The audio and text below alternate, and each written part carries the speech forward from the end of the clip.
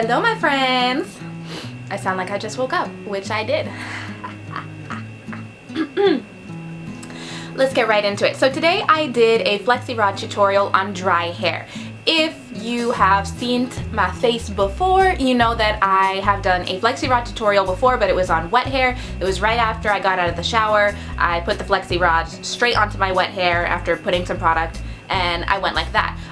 You get very similar results when you do Flexi rods on wet hair versus dry hair, but the method I use on dry hair is a little bit different because your hair is already dry, and if you're not using the right products, it could end up looking more weighed down and heavy, because when your hair is wet and you're putting products on there, it's going to be easier for your hair to take in those products when your hair is damp versus when your hair is dry and you have to make it damp and then put products on there. The product might be more susceptible to sitting on top of the hair. So that's why I do a little bit of a different method whenever I do Flexi rods on dry hair. But if you want to see the tutorial on how to do Flexi rods on wet hair, I also have that. I'm gonna put it right here. And also a link in the description down below if you on your cell phone and you can't like click on this right here. I'll put it down below, okay? Alright, so usually when I do Flexi rods on my dry hair, it's probably midway through the week. My hair has been up in a bun or some kind of updo the whole entire week. I'm tired of it, but I don't want to heat style my hair, because what is the point of going the whole week without blow drying, heat styling, heat damaging your hair, and then at the end of the week when you're getting close to wash day, you heat style your hair. That's just not for me. So what I like to do is do some kind of heatless curl style. So I will either do a fro using curly straws, or I will do a fro using drinking straws, or I will do a Flexi rod set. Those are pretty much the two that I stick to, that are tried and true, and always I like how it turns out. So for the Flexi rod set, like I said, I've got like close to wash day dirty type hair, and it's pretty dry. I also love using Flexi rods on dry hair because it's a great way to put moisture back into the hair, because I'm putting these products on there and I'm sealing it up nice and tight and putting my little bonnet on, and everything's getting all juicy Gucci, okay? But like I said, because my hair is dry and needs a little bit of moisture, it's going to be a little bit difficult to comb without breaking. So I like to go in with my leave-in conditioner. This is the Pro 23 Infusium Pro Vitamin B5 formula. This is the original. I've heard a lot of people say that the other versions of this are not as good as the original formula, so I use the original. It's enriched with essential amino acids. It's a leave-in treatment for damaged hair. Girl, I'm gonna have to start doing like monthly hair favorite videos. You know how the beauty gurus do like monthly favorites? I'm gonna start doing that for hair, because y'all know I'm a hair junkie and I be trying all these products all the time. And this one. Anyways, so this is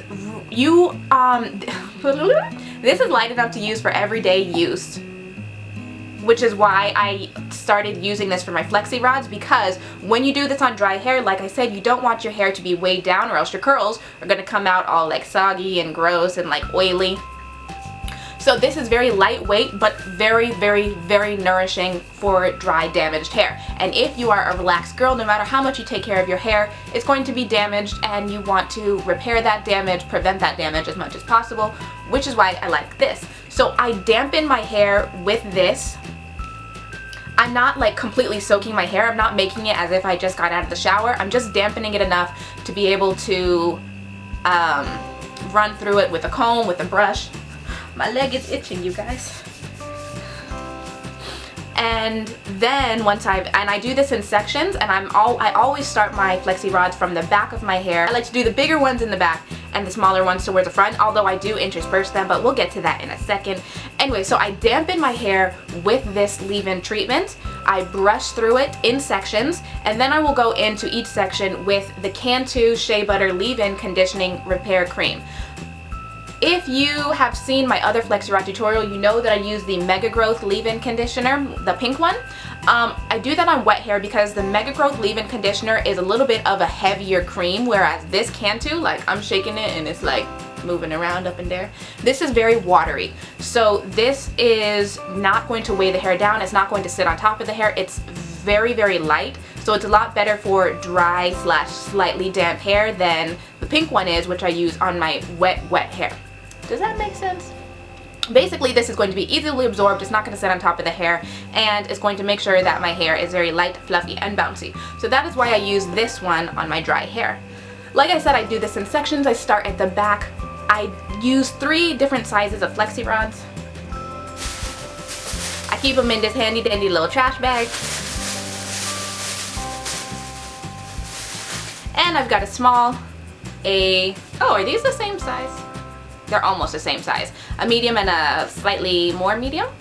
And I use these interspersed throughout my hair to create body. You can also achieve the same thing if you don't have like varying sizes of Flexi rods. You can achieve the same result almost by rotating the way that you twist your Flexi rod. So for example, if on this section I'm twisting towards my face, then on the next section I'm going to twist away from my face. So you can also create body by doing that, and by body I mean that it's going to look very different, very interesting, not just all one, like boring, I guess.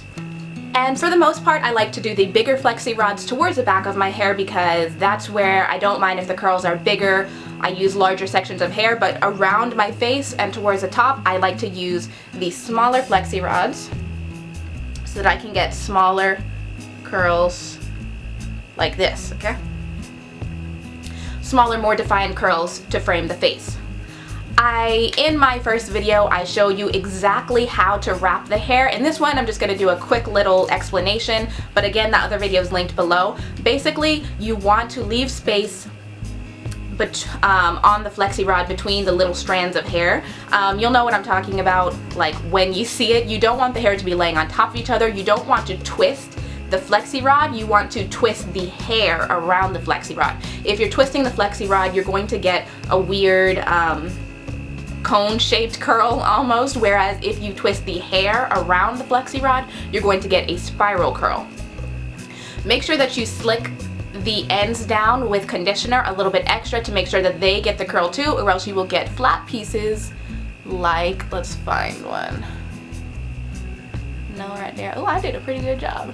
Where's my flat piece? There we go. You'll get a flat piece like this, where it's not a big deal if you know one comes undone in the middle of the night, which happens. You know, you can just kind of cover it up. But if you have a whole head of curls and straight ends, that's gonna look a little bit funny. So make sure you slick down your ends. Also, once I have wrapped the hair around my Flexi rod and I have twisted the bottom end, folded the bottom end up to hold the bottom end of the hair secure, I like to kind of twist the Flexi rod closer towards my scalp so that I'm getting the curl closer to the root. If I had left it hanging the way that I had originally like twisted the hair, where there's this much hair left out of the Flexi rod, then you would have more volume towards down here and straighter up here. But whenever you twist the Flexi rod closer to the scalp, you're kind of closing that gap, and so you'll get more volume up here and down here. Does that make sense? Obviously, the smaller sections you do, the more Flexi rods you use, the more defined your curls are going to be because they're going to be smaller. But you can achieve a really nice fluffy look using larger sections, because in the end you are going to divide them. So I went to bed with my Flexi rods all done, and I went memes, and then when I woke up I was ready to take them out. I like to take my Flexi rods out. When you have taken the Flexi rods out of your hair, if this is the first time you've ever done it, you're gonna be looking at your head like, what did I just do? This does not look like how it looked in the YouTube video.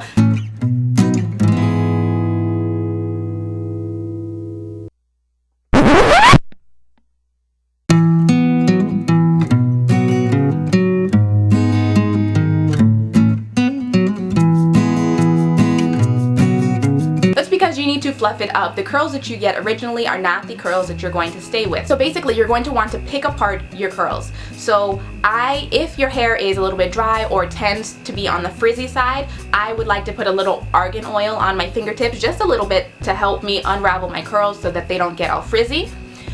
If your hair is easily weighed down, gets oily, gets greasy, you can skip that step.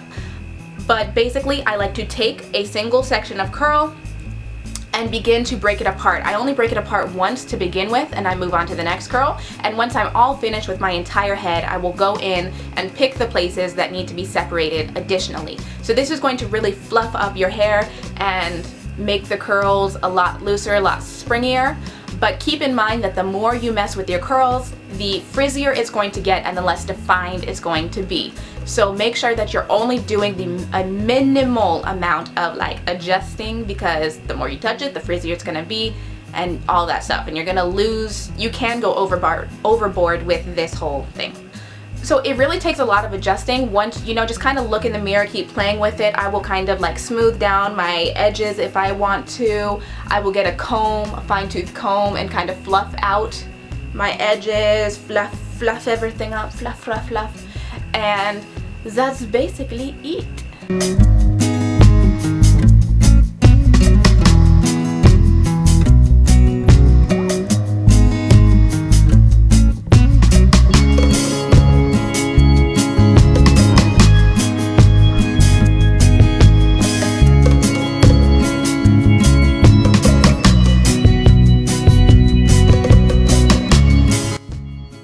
If you want these curls to last you a lot longer, like maybe a week, you're not going to want to break up your curls as much on the first day. You're going to want to separate it out through the week. So when you first take them out, only break them up enough to like make it look presentable, to make it a little bit fluffier, and then the next day when you wake up, you have more that you can break up to fluff it up again, because as you sleep on these, obviously there's really no way to preserve these to the fullest extent, so they're going to start to like shrink and kind of get a little bit frizzy and not cute over the next couple of days. So if you want to make them last longer, as opposed to me, I did this a couple days before wash day, so I really only needed them to last a couple days, and then I can do styles with my leftover curls.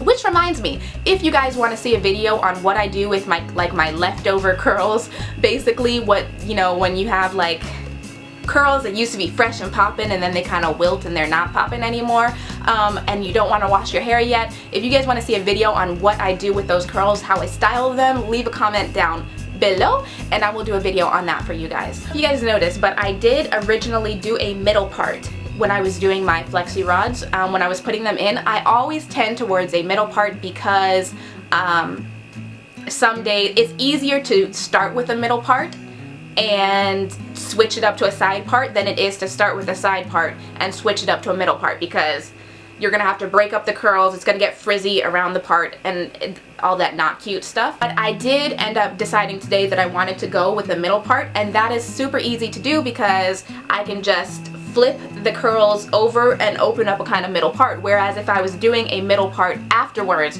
you want that really clean line down the middle, and that's really hard to achieve once everything is all curled. So I always start with the middle part because I never know if I'm going to want to do one, and then I can easily find my way back to my middle part. You see, it's right there, it's still right there. Whereas it's a lot harder to start with this part and then try to create a middle part. So just a little tidbit. But anyways, you guys, that is basically it on how I do my flexi rods on dry hair. If you have any questions, leave them down below and I will answer them. And don't forget to give this video a thumbs up, and I will see you guys later. Bye bye.